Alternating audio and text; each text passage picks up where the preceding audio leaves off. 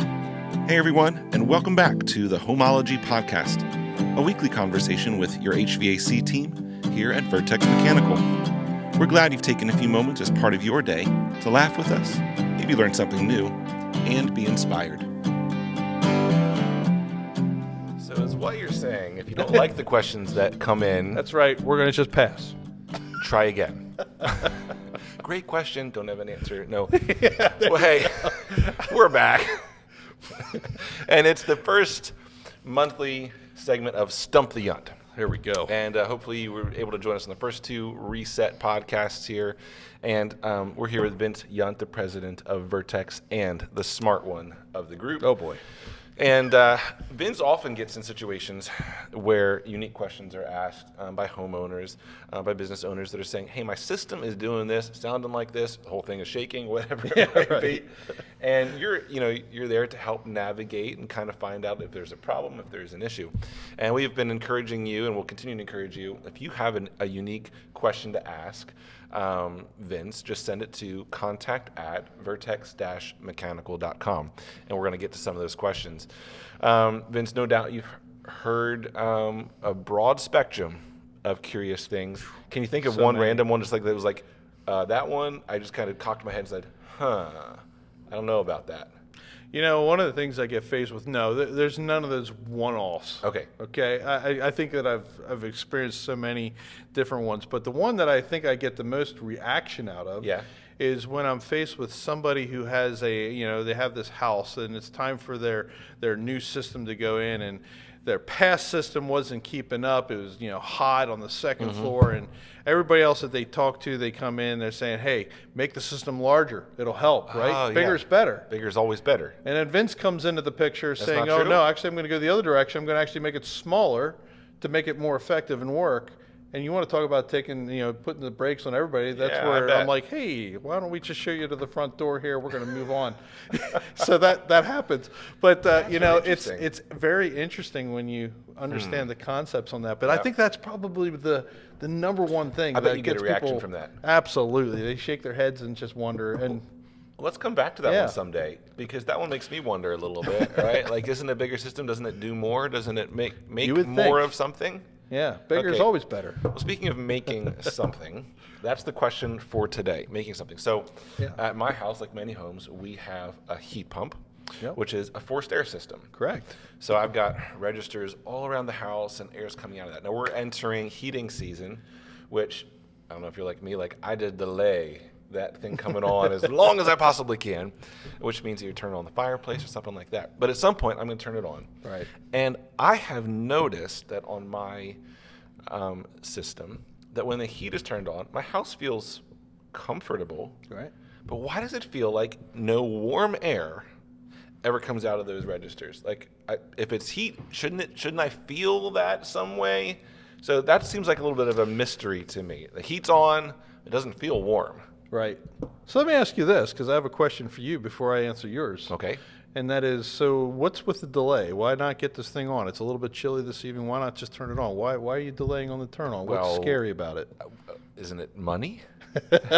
Is I it? mean, I think it's like, kids, bundle up, okay? Like 55 is not cold in the house. Okay, no, I don't ever let it go that cold. But I think it's like, well, like it's going to cost a lot to turn this on, and it works so hard and makes my bill go high, and so delay that as long as possible, because in my mind I'm thinking, again, it's doing something, performing some action, and like I can imagine, a long time ago if I had like an oil furnace, thinking, how much oil is this thing using to make a little bit of heat? So in my mind I'm thinking, I just want to push this thing off as long as I possibly can.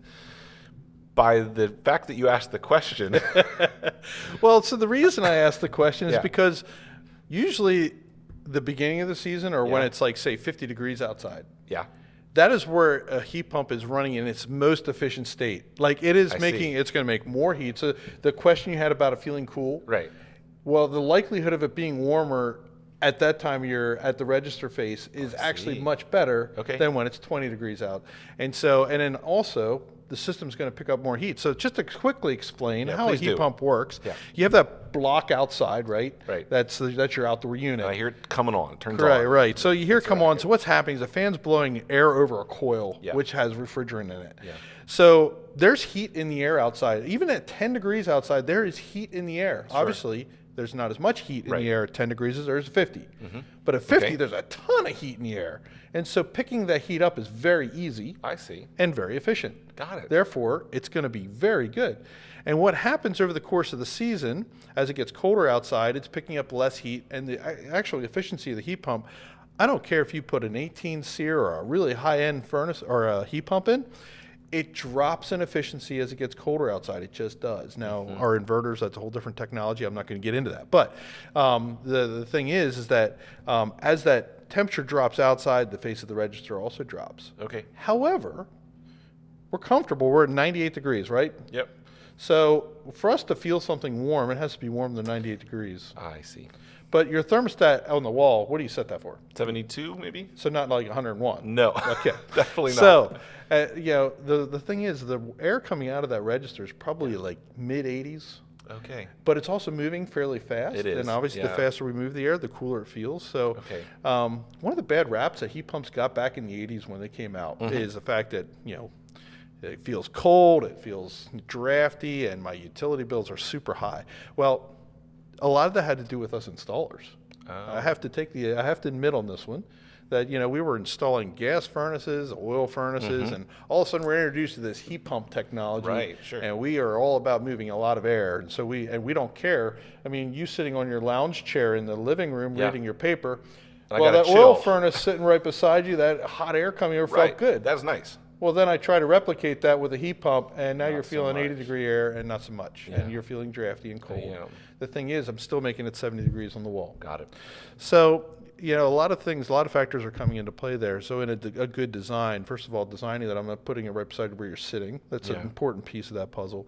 But also in just making sure that we have things sized right, that it continues to run and it does its job.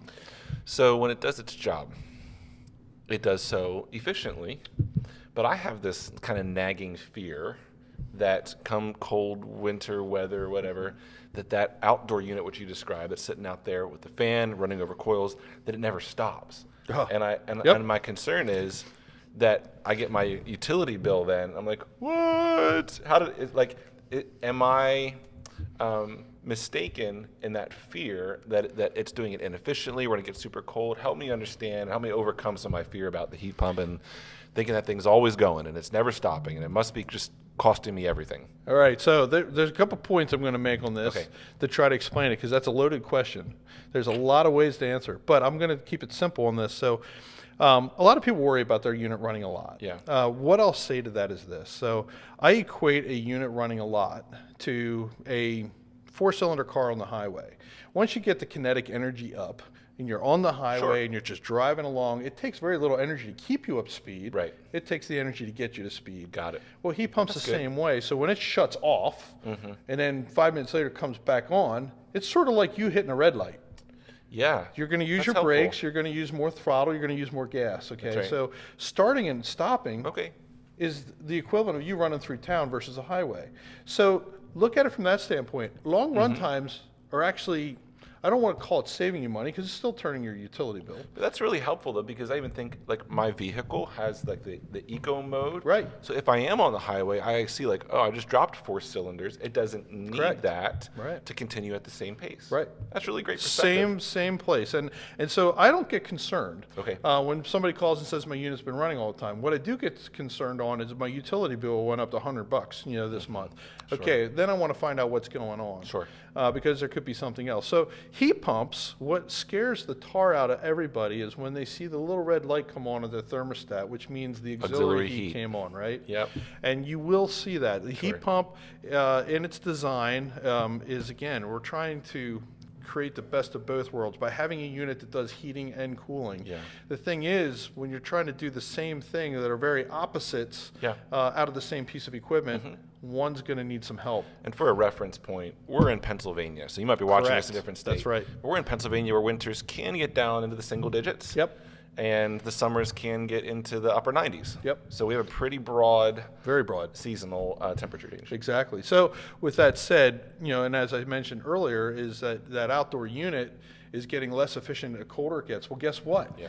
Your house needs more heat the colder it gets, right? So you're kind of going the wrong direction both ways at there. the same time. Yeah. And so that's where the auxiliary heat comes on. Sure. You blink that thing on. The thing is, it coming on is not a bad thing. It's a comfort thing. And in that moment, yes, it is costing you more money than it ever did before in its operation. Sure. But it's not. It's no worse than if you had electric baseboard in your house. Sure, that makes sense. So it's not a terrible thing, and we really try to tell people to just not pay attention to that. Now, if you have all of a sudden a massive spike and there's no real difference in weather, it's time to call your heating guy out, because maybe something's wrong with the outdoor unit and now the auxiliary heat's coming on more often than it should, which is all of a sudden going to spike your utility bill on a regular basis. Yeah. So if it just happened to be a stinking cold month and all of a sudden your average temperature was down 20 degrees this month which than is normal. Significant, yeah. Yeah, you can show me that utility bill and I'm not going to be at all alarmed. Right. But if it was all of a sudden a mild month, just like last month, and all of a sudden the utility went up $100, yeah, I have questions. Okay, that's really helpful. Yep. Remind me, we're going to come back to a question about that. I was in a home 15 years ago, I guess, and we had geothermal, and I was so excited about it. And I remember my heating bill being close to $500 the first month that I was in it. Something was wrong.